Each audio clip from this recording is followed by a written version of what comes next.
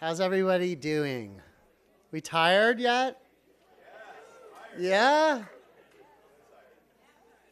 All right, well, I'm having so much fun today and yesterday. My name is Jaymes Dec. I'm a middle school technology teacher here in New York City at an all-girls independent school. I'm also a senior FabLearn fellow and adjunct professor here at TC in the arts education department in the creative technologies certification program, which is a really exciting program. And it's great to see a lot of my students from that program here and some of the graduates as well. I'm super honored and psyched to present this panel today. There was 4 chairs for the education track, so I want to thank Fabio and Nancy and Nalin for wrangling. We had over, I think, 70 submissions, and so this is kind of like we whittled it down to this small group of papers. But it was very, very competitive. It was very hard to decide which papers to highlight in the different sections of the conference. And so we really need to thank all the reviewers. We had a lot of reviewer volunteers. So I know a lot of you are here today. I want to thank you. So I'm going to let the panelists introduce themselves. I think we're in for a real treat. These are some really exciting projects. And yeah, anything, the Slido. So if you have questions or comments or anything that you'd like to ask the presenters afterwards, we'll have time to do Q&A. But if anything comes up that you just want to type in, the code for Slido is C006, okay? And yeah, so I guess what I'll do is just have each of you come up one at a time, and you can advance your slides with the right button, okay? So yeah, we will start with Roger Horton from Schools That Can. Yeah. Hi, everyone. Great to be up here, and like James, I've really been enjoying every minute of the conference so far. So I'm going to present to you on our program. I work with Schools That Can, and together with our partners at Makerspaces, Stephen Gilman's here in the audience with us today too, have been working to support teachers' facilitation of STEM learning in the after-school environment. And we've been doing this for about 4 or 5 years, and it's been evolving each year as we go. So I'm just going to give you a brief overview of what we've been doing and what we've been learning.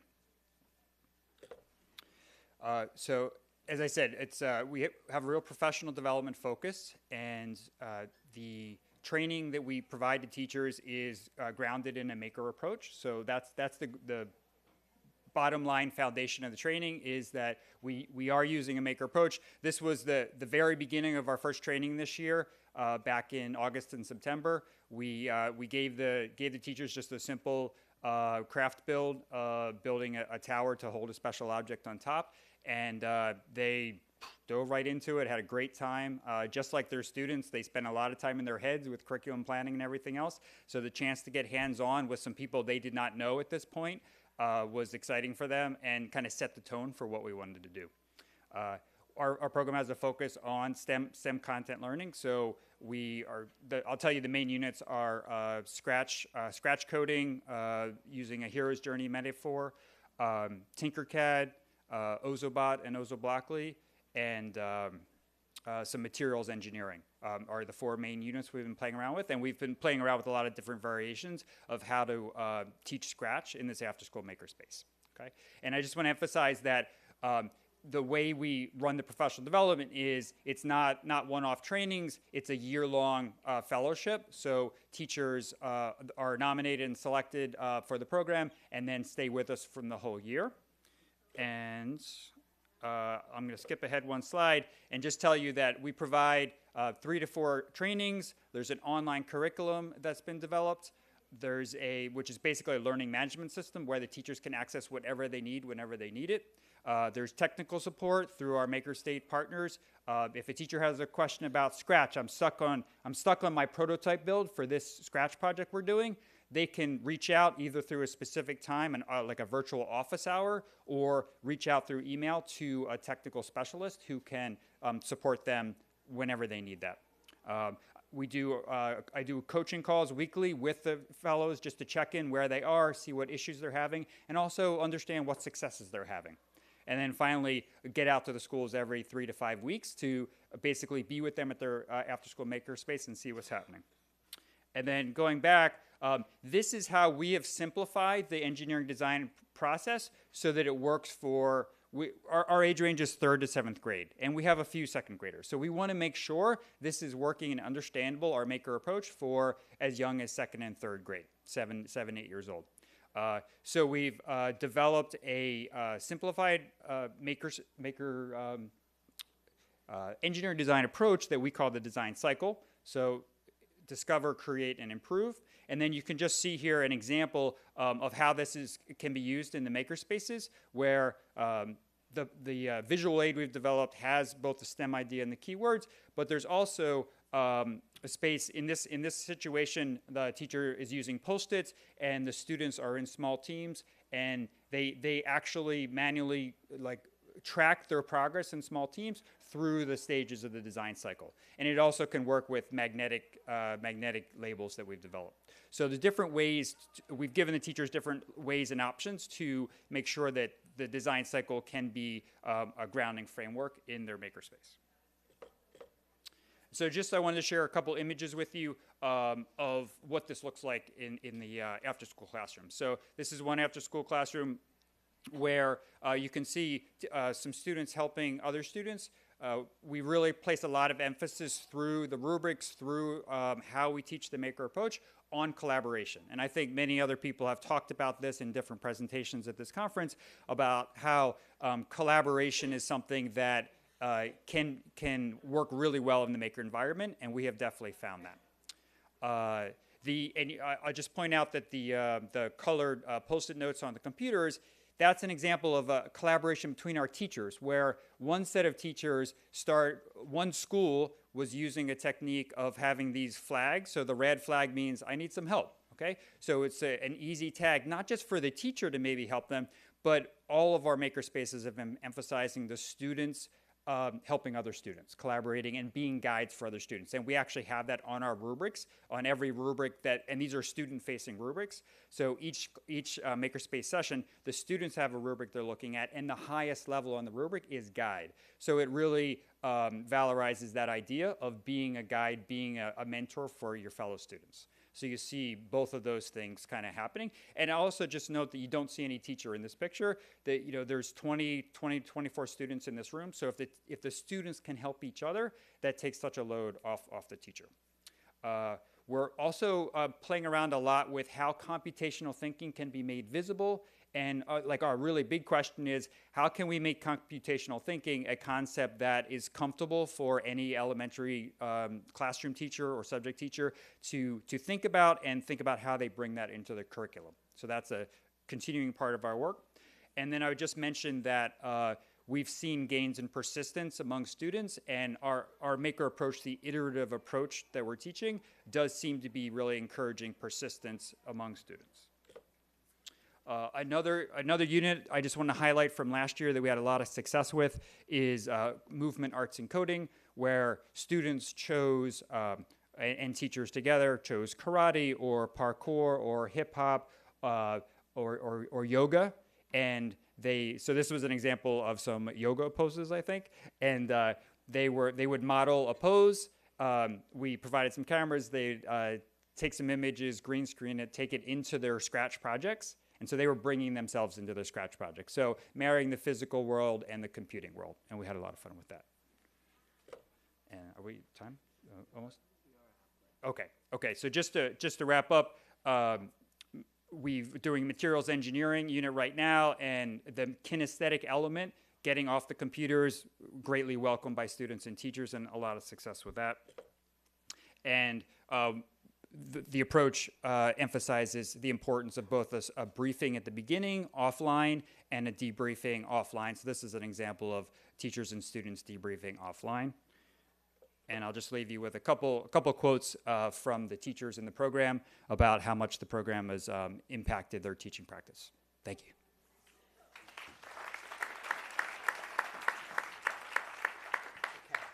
So next up, we have Erin Riley from Greenwich Academy.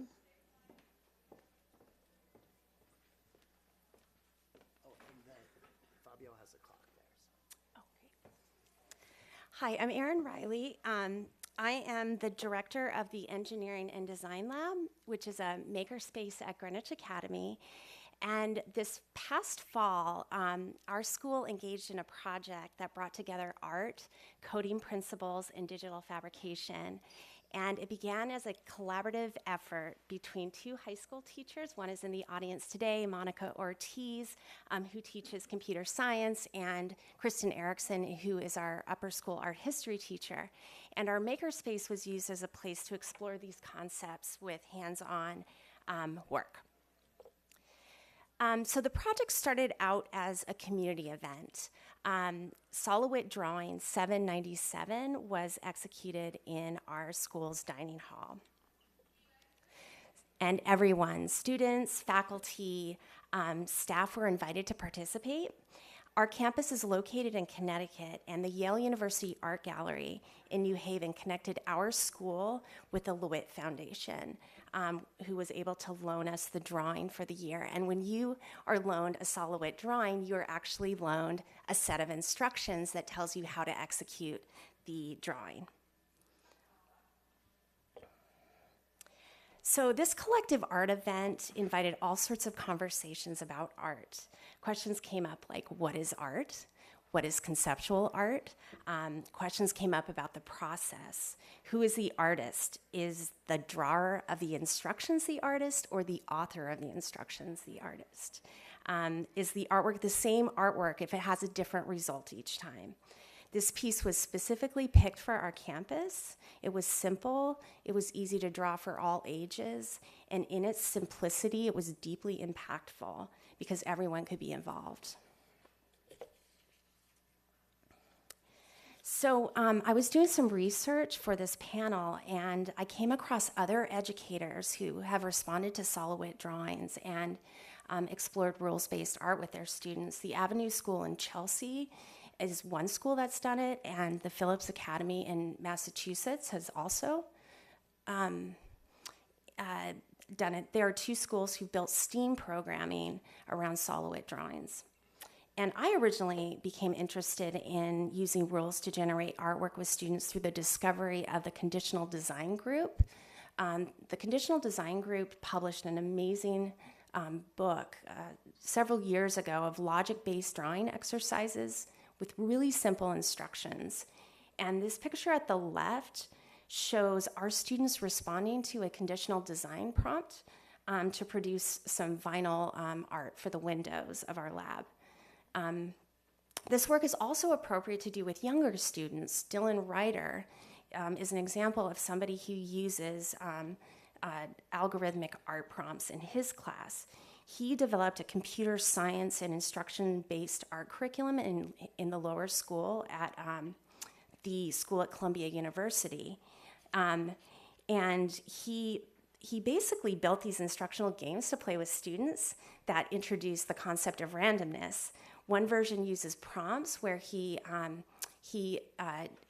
pairs that with Scratch, and the other is using a dice game for drawing. So using algorithms and design constraints for creating art is clearly something that resonates with art educators. The idea that creativity can thrive within parameters and that systems for art making can be written with code has exciting interdisciplinary possibilities. And at our school, art history and computer science were able to pull from this collective drawing experience and put it into context for our students. To help frame the event, both Kristen and Monica presented on LeWitt in an assembly in the upper school. Kristen introduced us to the work, and then Monica demonstrated how one might program the drawing.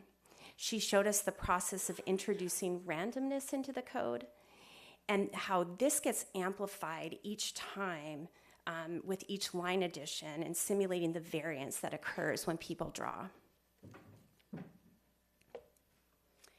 Then art history and computer science students came together to collaborate on the writing, testing, and coding of the rules.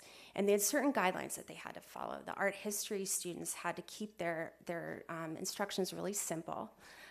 They tested, refined their rules before they handed it on to the computer science students.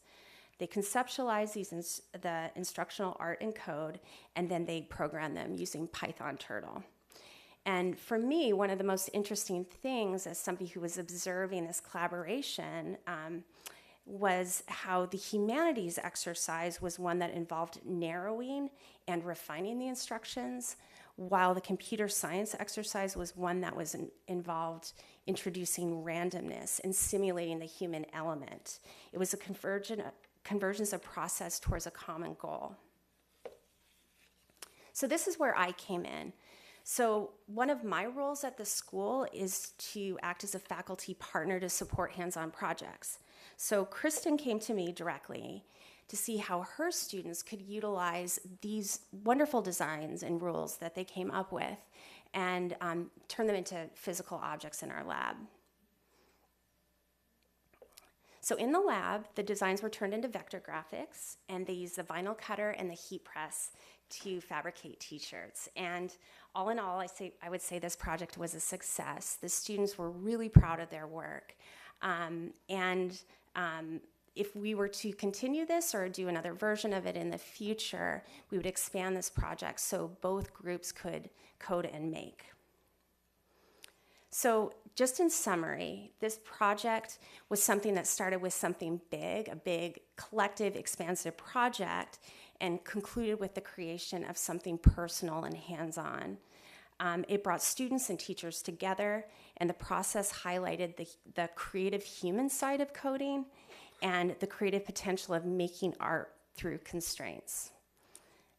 Thank you, and here's our contact information if after this panel you have any questions. Thank you so much.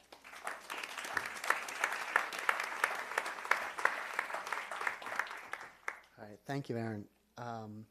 Next up, I just a disclaimer that I should have mentioned is, so Nalin is on this panel, and she is also a chair of the track, but I just want to make clear that this was a super blind process, and so the reviewers didn't know whose paper they were reviewing, and we made sure that the reviewers didn't know the writers either. So just the fact that she has two papers on this panel just speaks to really the quality of the research and the papers. So just wanted to put that out there. So Nalin, come on up for your first presentation.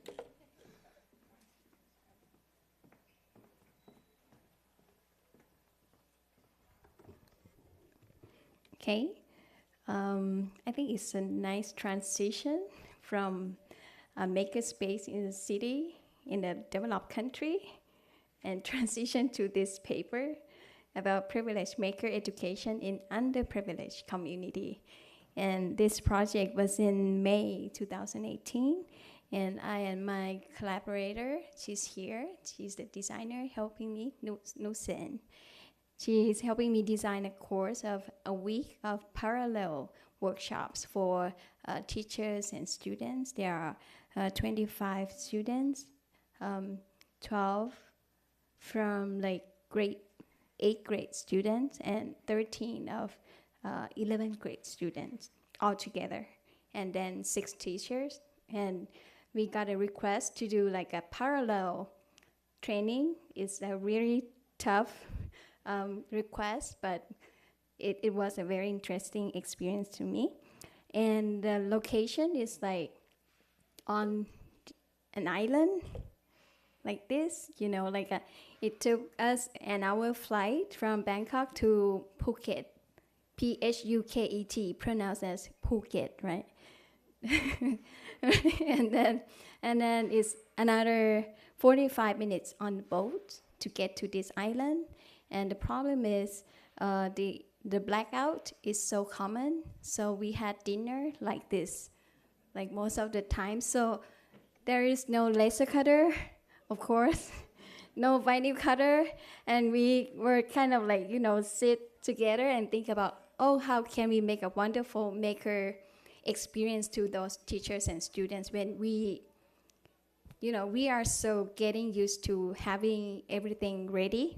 And when we have to go to that place, we have to reframe our work a lot. And this is, it's called Got Yao Noi Island in Phang Nga province. And besides the, like the beach and the beautiful kids, this is like lobster. And this is their gasoline, like the gas station on the island. And this is how people commute their kids around. They use moped a lot. And the blackout, it's like completely different from my own context. So I have to really think hard what I would like to left for those teachers and students when they leave the area. What would be the interesting experience to them?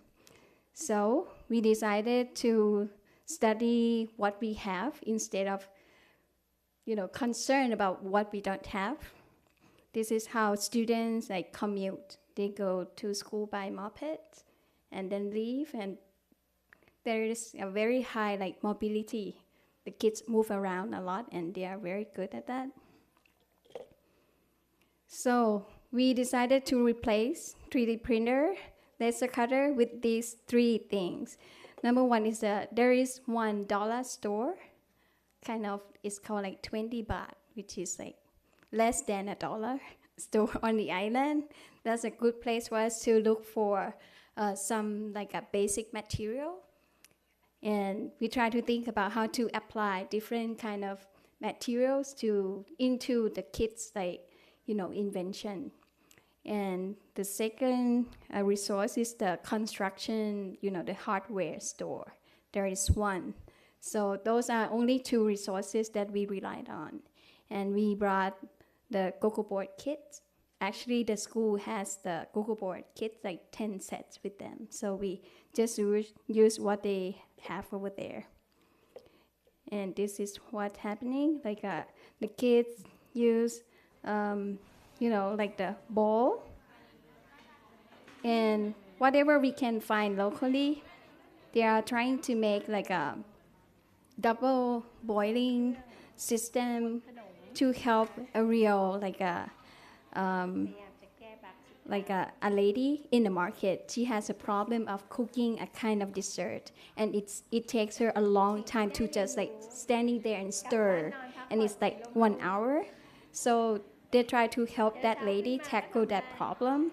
So this is how the kids thinking about the boiling and automatic stirring system.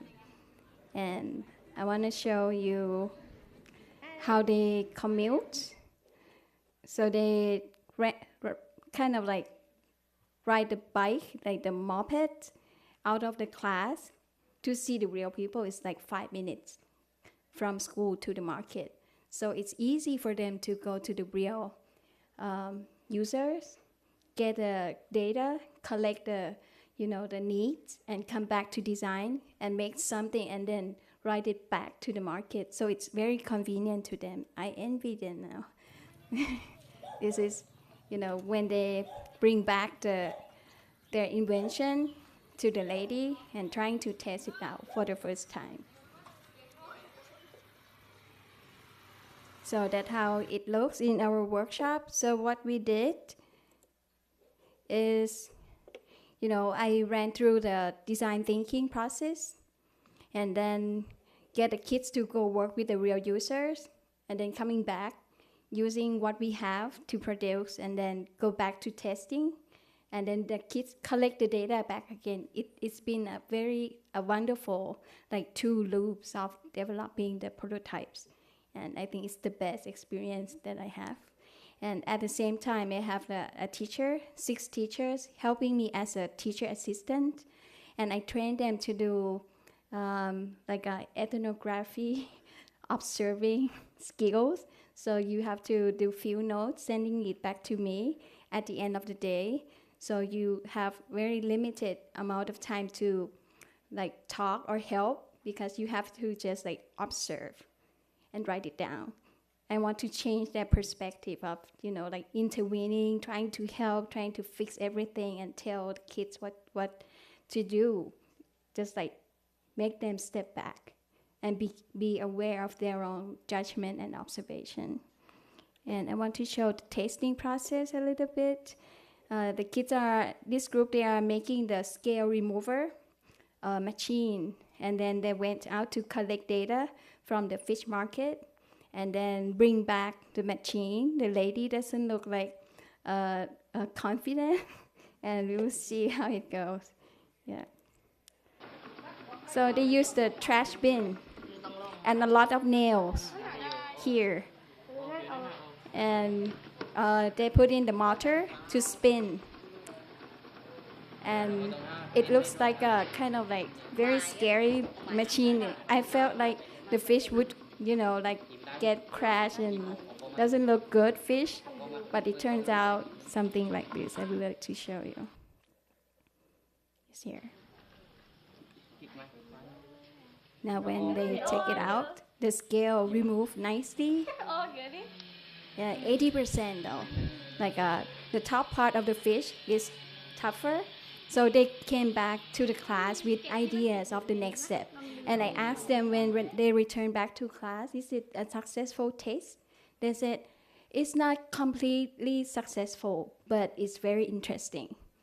And they asked me what I should do next because they collect the data and they really want to write it down and move to the next step.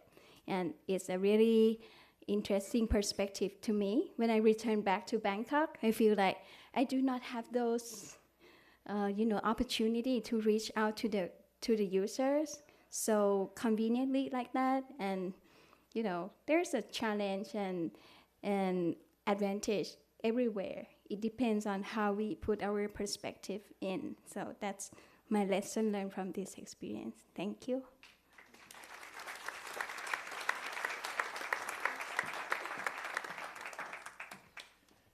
And next up, we have John Lynch from the Southland Technology Center at FabLab 001. Thank you. Hi, everybody. I'm John Lynch. I'm a teacher in Boston, Massachusetts, and I really love video games, like most of my students. I would like to share with you some of the lessons that I have learned from a curriculum experiment I did at the Southland Technology Center, Learn to Teach, Teach to Learn program, about combining physical play with the type of creative computing and game design that you can do with Scratch. It started with a question. Why do we move our bodies in creative computing? As a third grade teacher in Chicago, I always made an effort, like many teachers, to include physical activity, just because it's something that students, especially young students, particularly like. But when you run a STEAM curriculum, there's so much interaction with the computer that it's kind of difficult or disruptive. So I started to focus in a little bit on how you can combine those things. This was the first controller that I made in the Explode the Controller project. That's my son Jack, he's 3. It started out as a machine to make him tired. It didn't work, but it turned out that actually it was a fun way to connect to Scratch with the Makey. But the more I thought about it and the more I read and talked to people, the more I realized that there are a lot of people that do this, including 2020 FabLearn Lifetime Achievement honoree Cynthia Solomon, who's pushing Seymour Papert on a bongo board here in 1970. So with, heartened with this company, I figured this was an experiment worth doing. So here's the idea. Instead of having convenient, familiar UI, user interface, keyboard and mouse, you create things that are inconvenient to use, that are strange, that are unfamiliar, in order to make that physical activity part of interacting with the projects that you're making in Scratch. So we started making these exploded controllers. This one right here is a half cylinder of concrete, weighs about 70 pounds, and you can put a microbit on top of that or anything with an accelerometer to have that tilt interaction feed into your games. We also had much simpler ones, like this gentleman on the right here is running back and forth between two very simple resistance switches, but just by placing them far apart in space, you change it into something that requires a lot of activity. And he's running back and forth to, dunk on his younger brother's score. So I'd like to talk to you about what I've learned from using these in the last 18 months. But first, I just want to touch on the community partners that have made this possible. First and foremost, the Learn to Teach, Teach to Learn program and my mentor, Susan Klimczak, and the awesome youth teachers up in the back who have designed games for these. They've designed their own controllers. They've designed curriculum to take these out to the children of Boston, and it's great. I also run a coding club on Monday afternoons at the Vibrant Boston program, which is an after-school homework and tutoring space. And then I also just want to, tip my hat to the giants whose shoulders this stands on. The Scratch product is amazing for having low floors and wide walls. And then also the wonderful microcontrollers that we have access to. Even though I don't have an engineering background per se, I could just start going with this. So, this is the community that makes this possible. Lesson number 1, intentionally bad UI design is really fun.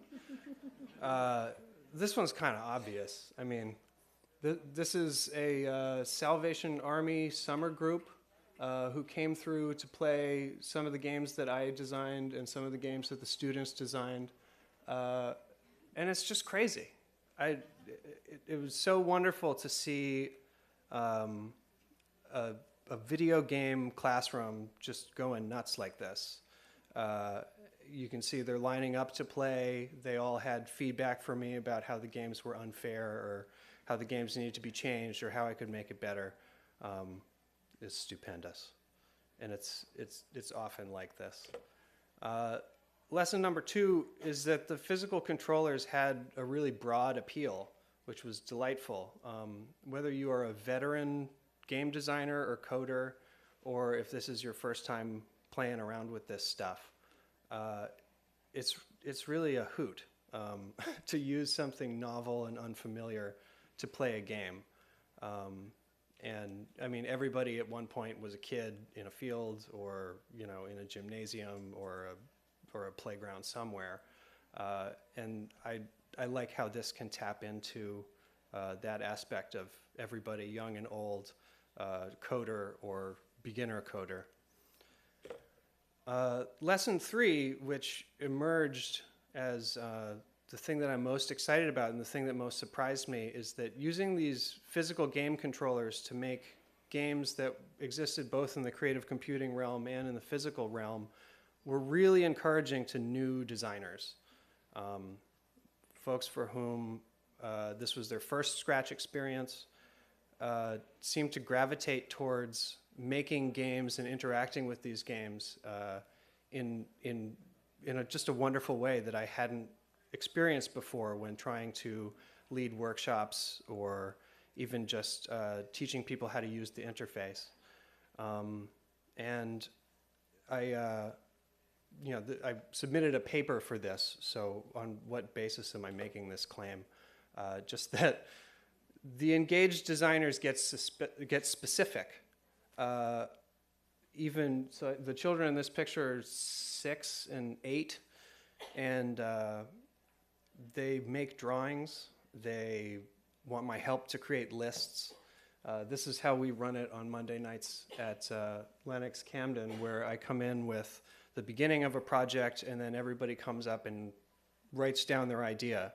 The students range in age from 7 to 18, and some of them just want to make it blue, and some of them want to move the controller, and some of them want to make a whole animation. And you can be a part of the process in a meaningful way, and everybody can play. Why is this meaningful to me that it helps new coders and new designers?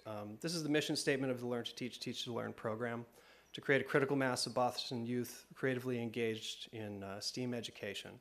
And Boston is regularly one of the top 3 cities for wealth disparity in America.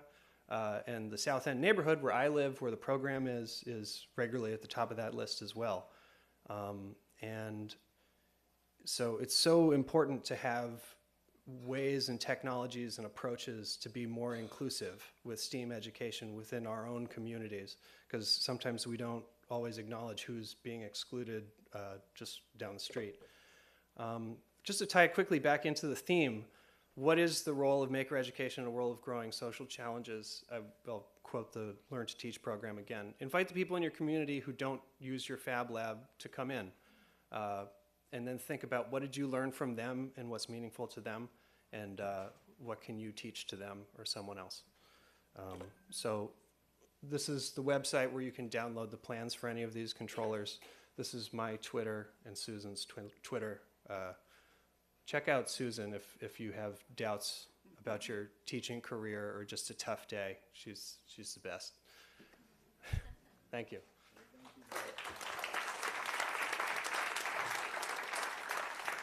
All right, just a reminder about the Slide.io, or Slido. Okay, we have one more. Nalin's going to come back and present on what do teachers need to become a maker teacher.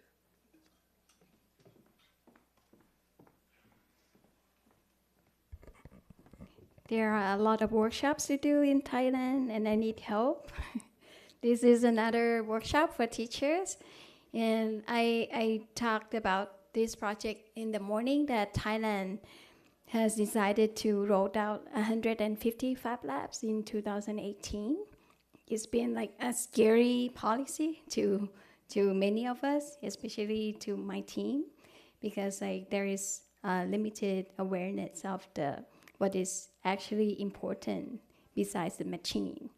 And I myself get into contact with University, King Mongkut University of Technology, Thonburi, to help 16 schools out of those 150 to train the teachers. So I got a group of 34 teachers from different schools, and some schools are in the city, some schools in a rural area, and one school is from the Hill tribe. So there are a lot of differences among the participants that I have, and it's a 4-day Fab Lab Teacher 101 course that Nu and I designed together. So I put those teachers in the shoes of a maker, like a student, and I kind of like demo how I, become like a teacher, so they can observe my interaction with them and how I designed a different structure of participation of the students. And I just like a role playing that they play as a students for 4 days and tell me at the end of the day what happened, how do you feel. I ask them to observe their feeling, and if they like it or they don't like it, if it's like stressful or if it's fun. So that's the thing that we did. So we get them through the design thinking process, get them to know like Fab Lab for the first time, and they are excited about all those machines.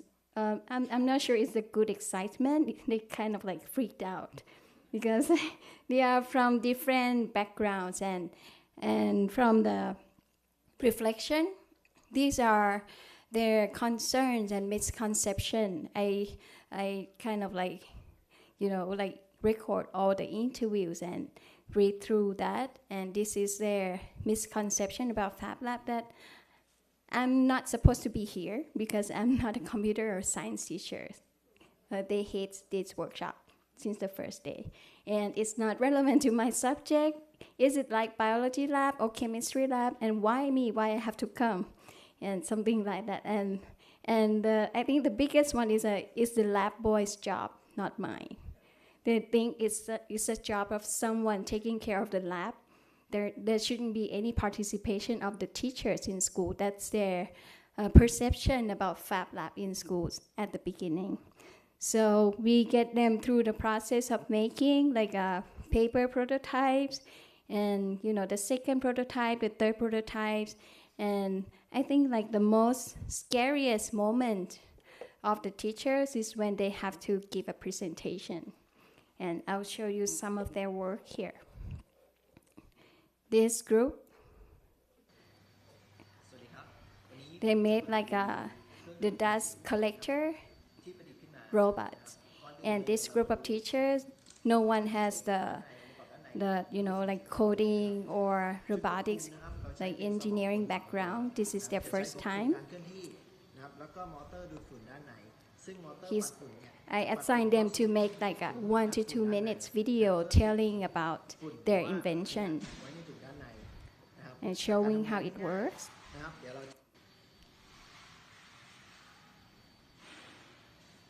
This group worked so hard. They took the machines and all the robots back home, back to the hotel room, and continued working until midnight. And they gave a very interesting answer to the interview. They said that they think because the teacher never said it's bad, we always said it's good enough, everything is okay, everything is fine. And that statement empowered them to do even better. We did not tell them to do better, but they decided themselves that they want to deliver the best performance. And that's a very interesting insight. And this is another group trying to make like a machine that help separating the lid from the bottle, like the water bottle, in the recycling process. And this is their prototype, not using the real bottle, but using like the paper and the paper as the lid, just to test if the idea works. They use the two wheels to spin, to like smash the bottle, and the lid doesn't come out. This is the second one. So sometimes it works, sometimes it doesn't work, like that.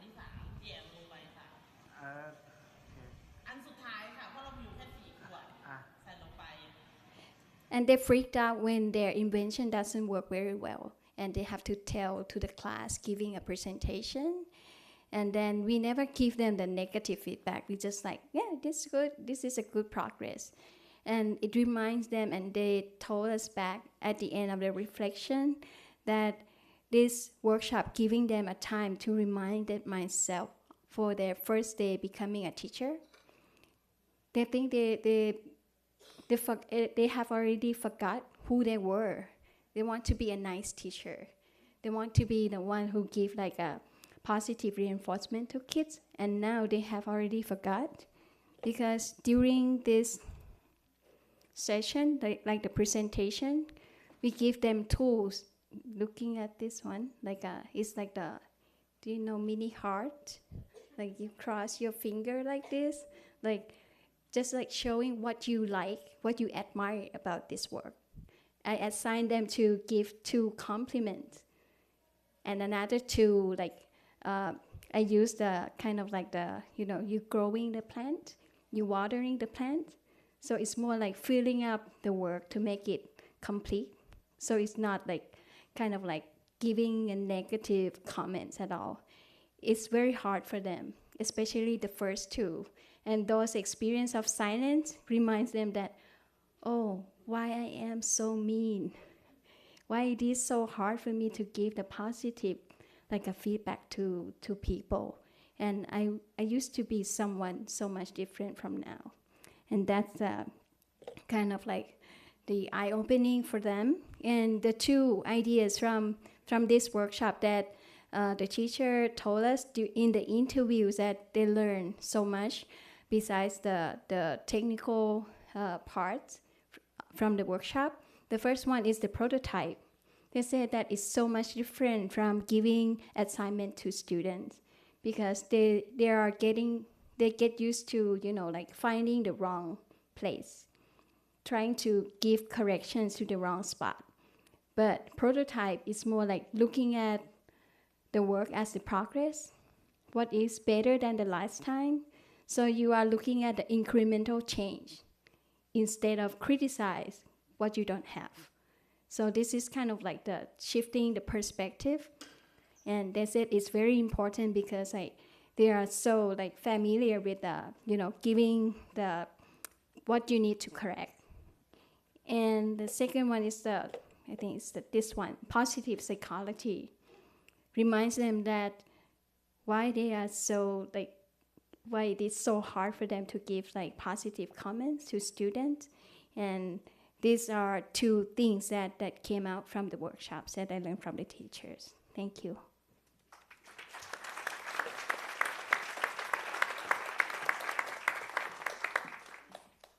Okay, so we did pretty well on time. So I'd love if anybody in the audience has some questions about this diverse and amazing set of projects and educators.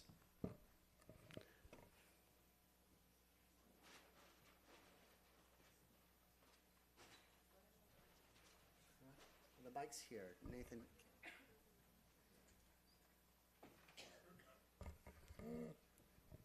Anyone? Great.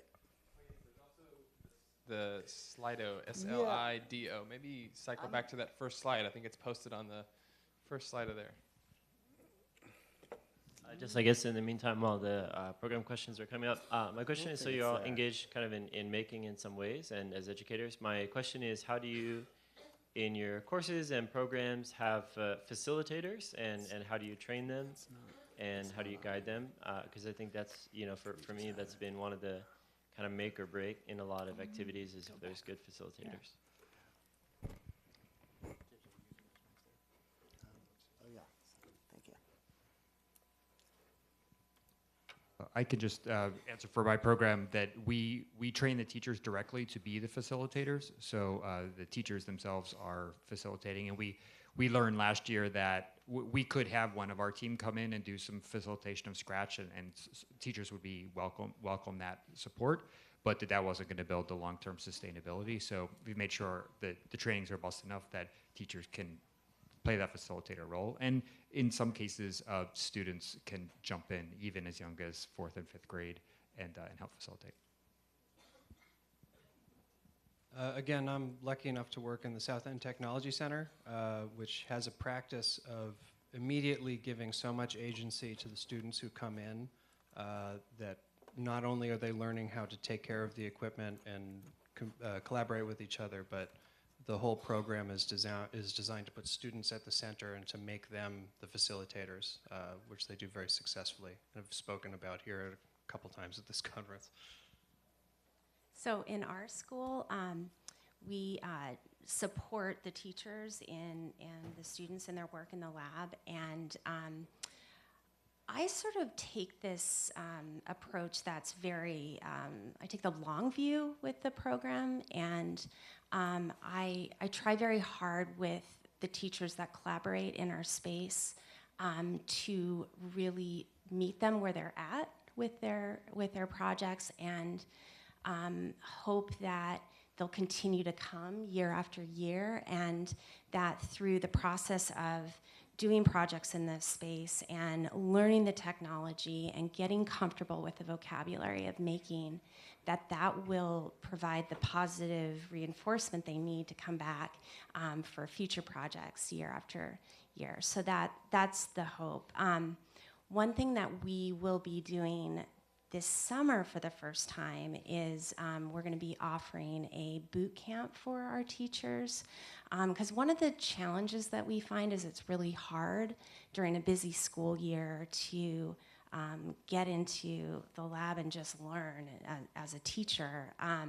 So this boot camp, we hope, will be a way for teachers in a really tight 4-day time to dive deep into the process and learn the different technologies. I think like training the teachers in the school I have a system quite similar to what Erin has.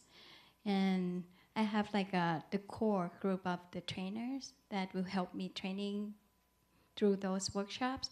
I work closely with them with the design. Like I let them design, and we discuss about the, like the learning science behind it. And this group are the core that will help me doing the training for other teachers. But for the bigger group of teachers, with a limited of time, we do like workshops and then, like just give them some reference that they can always come back. And then we try to persuade, like pulling the teachers back to our lab to create different kind of things that more like ongoing. The challenge that I found is like, it's much, much slower than developing the skill in kids, in students. And the teachers find it intimidating to start because it is already much slower than kids. So it's like increase like their anxiety to start. So that's just a challenge that I had found.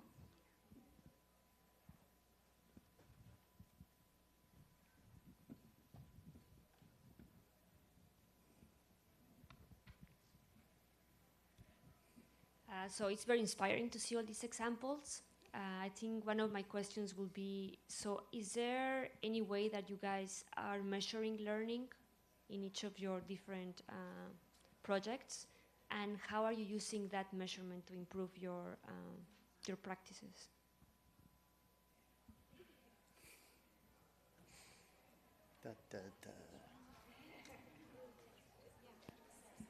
So that's a great question. It's one that I'm constantly asking myself in my role and in the makerspace. So in our program, we have these integrated projects that can span in duration. They can be very, very short. They can be much longer. They can range from one day, one activity, or they can be several weeks.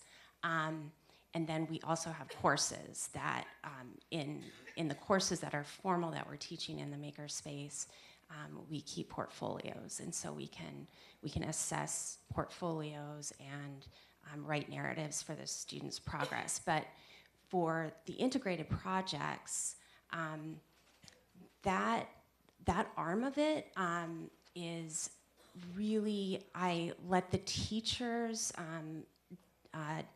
sort of craft their own assessment that makes sense for what their learning objectives are, and I provide any if they want feedback on that process, I'm available to them and to help them with that. But for the most part, I stand back and really support their work. And one of the things I can say though is there's definitely a lot of or the teachers, I should say, recognize how the learning is very different in that space, and so I witness it through every project, but we don't at this point have anything solidified for that assessment. Yeah. We do three things. We do a pre and post survey for students and teachers. We've been experimenting with doing short interviews at the end for some qualitative data. The second thing we do is student-facing rubrics. So we actually have a rubric that's designed to be student-friendly and has the different components of the lesson, but also it goes from maker, master, and guide. So really emphasizes the importance, as I said, of collaboration. And then finally, we're also trying out ways Scratch performance assessment, where just give students an open-ended challenge, but a specific challenge, and then have an associated rubric. And we're playing around with, maybe having the students and the teacher complete the rubric. So that's something that's in progress. How do we assess Scratch performance in like a live task? For me, I had been using the rubrics that Jaymes created several years ago. Do you remember? I doubt that? I created those. It's like in the Excel, right? And I think it's very helpful for the teachers, and I translated that into my language, and I use this rubric to evaluate, like there are 6 skills that, so we have some kind of focus. What are we looking for in our observation? Otherwise, it's going to be like a lot of data. So I think those 6 topics are very good topics to look for when you observe the kids. So we use that rubric. So Yeah, Sorry. so you should be able to find them on the FabLearn Fellows Yeah. resources site. Yeah, I was just going to say, in my classrooms and programs where I work, it's almost all project-based, and it's really student-led. I don't have a rubric or standards that I'm teaching to. It's more about creating an authentic authorship experience with coding and technology. But certainly what helps to make sure that that continues to be a rich process is to be involved, to pay attention. I always write in my journal after I finish to notice things.